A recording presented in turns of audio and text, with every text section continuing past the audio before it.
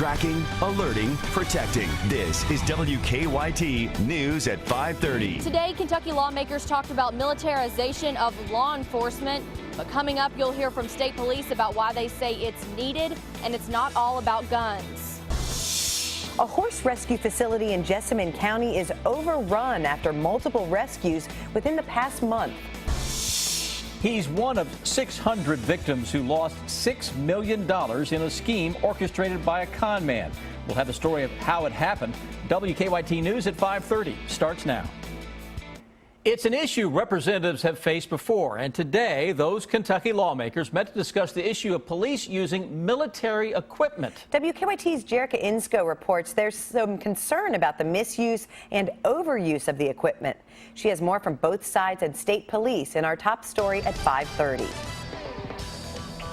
Law enforcement exists to protect others, but before they can protect us, they must protect themselves. We need to have the proper tools to be able to deal with that situation and to keep the public safe, really. Surplus military equipment is being acquired by police departments across the country, while its use has become a touchy topic with some. But it's not all about guns, with Kentucky State Police saying other excess gear from the military is needed as well. It is a very necessary tool that law enforcement does need for the correct situation. Today's meeting at the state capitol allowed for testimony to be heard on both sides of this issue, which are different but also similar because they both agree that misuse of military gear has occurred. We're talking not about the militarization of policing. We're talking about the misapplication of the military model. That's this Eastern Kentucky University professor's problem with this surplus equipment being available to 18,000 police departments in America. His worry is that it'll be used on a regular basis when it's unnecessary. Countering that argument, a police chief here in Kentucky shared his thoughts as well, saying that not all police should be handcuffed for others' mistakes. If they're not using the equipment properly, hold them accountable. But don't handcuff every police officer out there today who's trying to save your life and my life. All in all, it comes down to protection and rights, which both sides are fighting for. In Frankfort, Jerica Insko, WKYT. Today's hearing comes after the riots in Ferguson, Missouri, with another small riot breaking out last night. A huge outpouring of support. Thousands of people today across the country saying goodbye to a Kentucky firefighter. Family and friends of Captain Tony Grider filled the Columbia Christian Church in Adair County this afternoon. He died on Saturday, nearly a month after he and fellow firefighter Alex Quinn were injured while helping during an ice bucket challenge. Following the funeral, Grider's casket was placed on a fire truck so that he could be taken to his final resting place. In our county by county coverage at 5:30, we are tracking stories from Perry, Laurel, and Wolfe counties. We begin in Perry County, where police are calling it a scam. Several hazard businesses have received calls from someone claiming to be from the American Electric Power Company. Police say the scammers told the businesses their electric bills were overdue. The caller said they could only accept payment over the phone. We're told AEP did send out a release this week alerting people to the phone scam, but police are warning customers to always check the facts before handing over any money. They're saying they're representing a specific company, as they did in this case. You know, I would call the number that's listed in the phone book and say, is this in fact legitimate? AEP says if you receive one of the calls, hang up the phone and call the toll-free number. That number is 1-800-572-1113 or call police. Another scam alert to tell you about, this one in Laurel County. The sheriff's office there is warning people about another phone scam. We're told the scammers are calling businesses and churches soliciting money for free T-shirts to support cancer awareness. Deputies say the caller tells people they need 13 area sponsors, each paying more than $400. Deputies tell us the caller claims the Laurel County Health Department is involved in the promotion. Again, deputies are warning people to use caution when giving out any personal information. In Wolfe County, a man accused of exposing himself to children at a park faced a judge again today. 25-year-old Mitchell Ratliff had a pretrial conference in Wolfe District Court. Sheriff's deputies arrested Ratliff earlier this month after they say he pulled down his pants and chased after children playing at the Campton City Park. Ratliff is charged with indecent exposure and sexual misconduct. A Jessamine County rescue facility is overrun with horses. The facility rescued 2 horses on Friday, and just last month they rescued 5 horses in Bourbon County. In a story that's new at 5:30, Rebecca Smith talks to people at the center who say they are hopeful that these horses will find new homes. Our job is to take care of horses, and our job is to find homes for them. I cannot understand how a person can have a healthy, fat horse in a barn and then have a horse that's emaciated right next door to the stall. Almost 50 horses graze on the green acres here at the Kentucky Equine Humane Center in Nicholasville. Rescues come in all shapes and sizes, colors, and dispositions. Some of the most heart-wrenching cases, according to Karen Gustin, are the ones like these 2 horses that were abandoned. Thomas is one of 2 horses that were rescued Friday in the Hazard area. Thomas is 4 months old, but is really in the physical state of a 2-month-old with being malnourished. You can kind of notice the coat here and his ribs sticking out, so he has a long way to go before he gets healthy. Gustin says while it's sad to see foals like Thomas and fillies like Rhythm and Grace in such bad health, it's uplifting to think the center can change their fate. We anticipate that they will do fine, but it's going to take a while just because of all the weight that the mare has to gain. Someday soon, Karen hopes they'll be in as good shape as little Pippa. In Nicholasville, Rebecca Smith, WKYT. And if you'd like to donate money or food to that center, you can go to the Kentucky Equine Humane Center's Facebook page. You can pay online via PayPal or visit them at 1713 Catnip Hill Road in Nicholasville. Fall is off to a pleasant start with lots of sunshine, but how long will that last?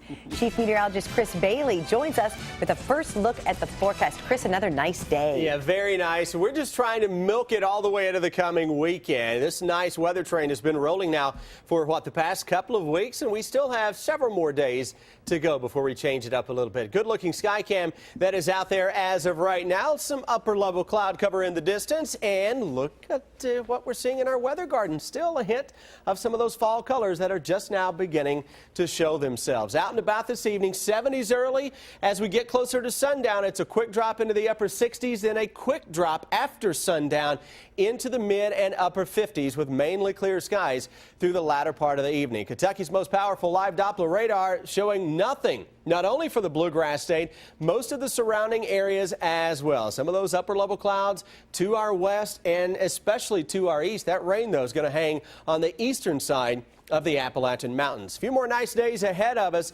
Changes, though, lurking, especially for the end of the weekend as the rain chances begin to increase into your 7-day forecast that comes your way in about 10 minutes. The service they promised was valuable to small business owners, but in the end, it was an elaborate scam. 600 people lost $6 million. They are professional criminals. They know exactly what they're doing. Steve Winders is a small business owner who now realizes he was a pawn in an elaborate scheme orchestrated by professional con men. Here's how it started. The telemarketers cold called prospective clients and promised for a fee they would collect their business debts. Winders decided to hire the company to collect an outstanding $16,000 debt owed to his company. We submitted the debt to them. Actually got collected in 1 day, was collected. The check was sent directly to Winders from the company that owed the money, but according to his contract with the debt collection company, they were supposed to handle all the payments. So he sent the check to them. They were supposed to deposit it, take their 30% fee, and send the remaining amount to him. He never got a penny. That was one of the things that bothered me the most. I literally had the money in my hand, and I let it slip away. And that was probably the thing that hurt the most. Postal inspectors say the debt collection company was owned by Neil Madison, who was known for using strong-arm tactics. He threatened to take them into involuntary bankruptcy, to take away their homes, their vehicles, and to see that they were criminally charged with fraud. Instead of returning money to business owners like Steve Winders, he kept it all for himself. The funds were used to buy a yacht, numerous luxury vehicles, a house in Laguna Beach, California. For a while, the con was successful. Winders was one of 600 victims who together lost more than $6 million. Winders says he called and emailed for a while nonstop. Madison responded saying his company would send Winders a check. Then Madison said he would send smaller payments. I realized after a while this was all just part of his ruse to keep his company going for as long as he can and take advantage of people for as long as he can until it exploded. Some advice from postal inspectors: before you do business with a company, do some research. Check with the State Attorney General's office or the Better Business Bureau for starters. Eventually, Neil Madison was caught and sentenced to 8 years in prison. I'm Bill Bryant. U.S. Senator Mitch McConnell, the Republican leader in the Senate, is in agreement with President Obama on a major issue confronting the country. The bottom line is coming up. And we're learning more about a National Guardsman badly injured in a hit-and-run crash at a Lexington bar. That's coming up on WKYT News at 6. It's time for Better Living, health, education, and consumer news that impacts your life. A warning for parents today about a drug cocktail that's popular among teenagers. Some are calling it a dirty Sprite, and it includes prescription medications that can be addictive and even deadly. Specialists say about 30% of young people have already tried the poisonous mix. One health worker offers this advice to parents. Ask them about their friends, and what they've heard, and then make sure that you restate your family's values on alcohol and other drugs. Parents are encouraged to lock up or throw out old prescription medications. The percentage of people with type 1 and type 2 diabetes is decreasing. Researchers at the CDC studied almost 665,000 people.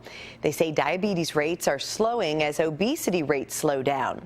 Still, their findings show diabetes rates continue to rise among Hispanics and blacks. A new study finds pregnant women aren't receiving enough genetic counseling. More than 700 pregnant women were studied. Half took part in a computer lesson about Down syndrome and other chromosome abnormalities. They also learned about the risks and benefits of an amniocentesis and were offered the test for free. Researchers found when women were informed, fewer opted for the test. The loss of a loved one is an extremely difficult experience for most people, but for some it can turn into a mental health problem. Alfonso Van Marsh has details on new research into what's called complicated grief.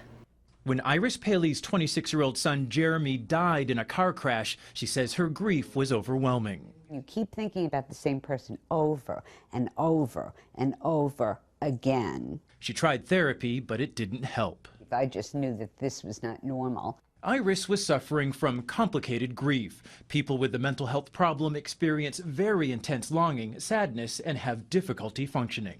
A lot of kind of preoccupying thoughts and memories of the person who died, and a very strong tendency to avoid, at the same time, to avoid reminders of the loss. Dr. Catherine Shear led a new study at Columbia University that had patients repeatedly visualize the moment they learned their loved one died. They found the new approach worked much better than traditional depression therapy. The therapist is there with them and also helps them right afterwards to kind of reflect on that experience and to start to reflect on the meaning of the death. This is University of Pennsylvania. After struggling with her grief for 6 years, a friend of Iris's son suggested she take part in the study. She says the treatment has finally helped her cope. Jeremy's not here. He's not coming back. And the only thing I can do is live and honor him by being the best person I know how to be. Alfonso Van Marsh, CBS News, New York. Some research suggests that if grief is still very intense after 6 months and interfering with everyday life, a person may be suffering complicated grief. Procter & Gamble is selling its popular pet brands. Iams and Eukanuba brands will be sold to Spectrum Brands in Europe. The company says exiting the pet care business will help it focus on its core products. In April, P&G said it was selling the majority of its pet care business to Mars Incorporated. The portion that Spectrum is buying has about $200 million in annual sales. Today's the day for Paula Deen fans. She launched an online TV network today that costs $9.99 a month to access. The website will feature hundreds of episodes of her Food Network show, including her unaired 13th season. Paula Deen will also serve up a self-produced documentary about her admitted use of racial slurs. For more health, education, and consumer news, go to WKYT.com and click on Better Living. Kentuckians have seen an increase of political ads this year, but a new report ranks Kentucky at the bottom of the list for the amount of money spent on campaign ads. And the countdown begins for the first televised Lexington mayoral debate. It will be right here on WKYT. Bill Bryant has the bottom line. Good evening. With all the ads you've seen in this year's election cycle, it may come as a surprise to learn that Kentucky actually ranks next to last when it comes to the amount spent in state legislative elections on TV. Most of the ads you're seeing are in those federal races.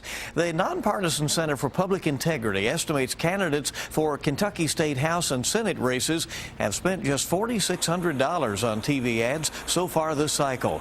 The money does not include spending on radio, online, direct mail, or TV ads on local cable.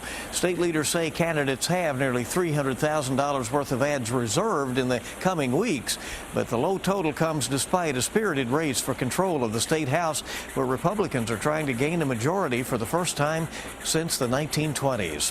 Lots of buzz in Washington and in Kentucky's U.S. Senate race about Republican Senator Mitch McConnell's support for President Obama's strategy in dealing with terrorist groups in the Middle East. Often critical of the president, McConnell has quickly praised Obama for ordering airstrikes, and he says he supports ongoing efforts. Meanwhile, Democratic challenger Allison Lundergan Grimes has had less to say about the issue, but has said what the administration is doing is correct. Preparations continue for the first televised Lexington mayoral debate of the fall campaign, now just 10 days away. Incumbent Mayor Jim Gray and his challenger, former Lexington Police Chief Anthony Beatty, will be face-to-face in confronting a wide range of issues. The League of Women Voters helping spearhead the forum. It will be held here at WKYT on Sunday, October 5th. It will air from 6 until 7 p.m. on the CW Lexington.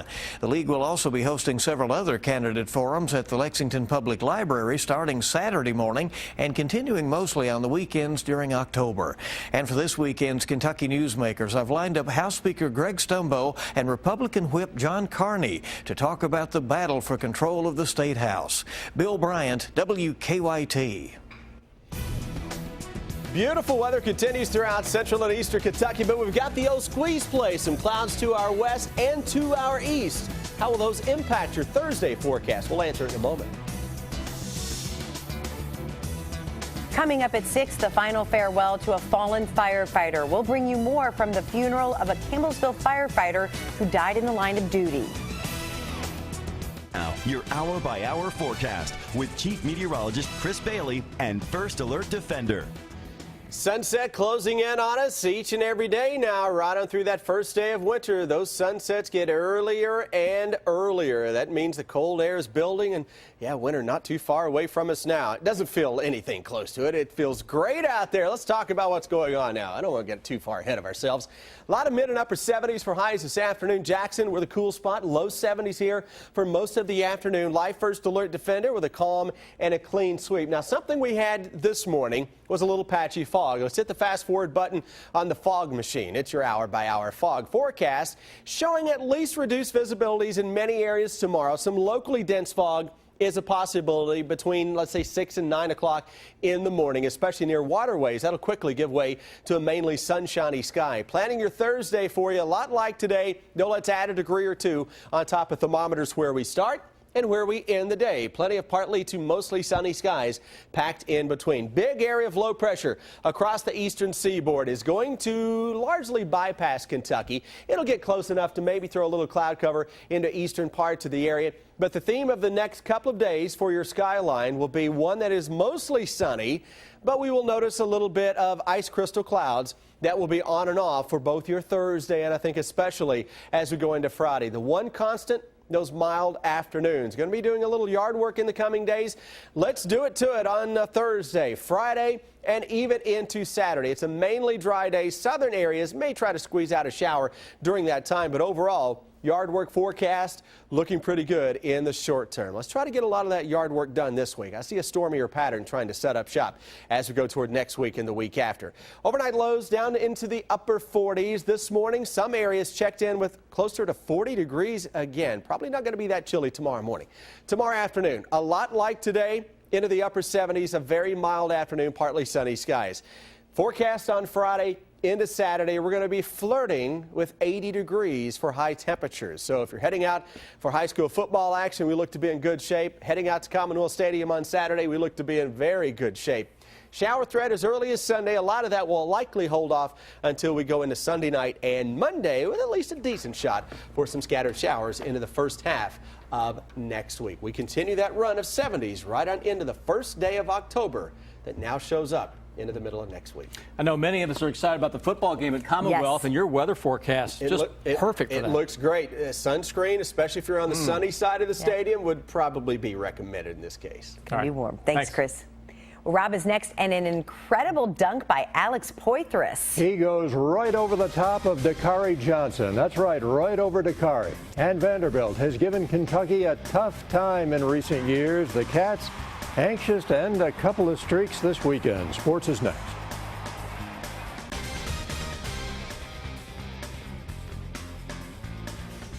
The Wildcats will be out to end a 17-game SEC losing skid Saturday when Vanderbilt comes into town for a noon kickoff. Now, the Commodores also own a 3-game winning streak over the Cats, and those 3 games have been fairly lopsided.